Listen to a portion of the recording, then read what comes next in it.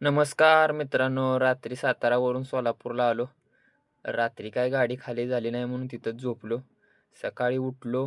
पहिल्यांदा उठलो की ब्लँकेटची घडी घातली आणि अंघोळ म्हणलं करायला जावं म्हणून उचलला टॉवेल आणि निघालो अंघोळ करायला.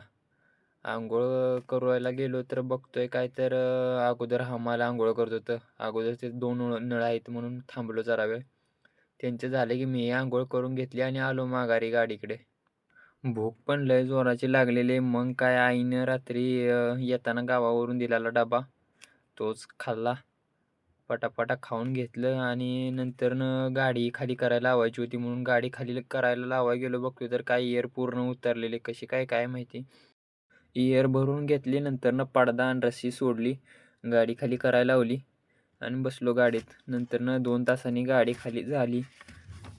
गाडी खाली झाली की पहिल्यांदा सही शिक्का आणावं म्हटलं. कारण सही शिक्का घेतल्याशिवाय कागदावरती ती भाडं काय देत नाहीत मित्रांनो. मित्रांनो, आजच्या ब्लॉगमध्ये एवढंच. व्हिडिओ आवडला तर लाईक करा आणि चॅनलला सबस्क्राईब करा. भेटूया नेक्स्ट व्हिडिओमध्ये मित्रांनो. बाय.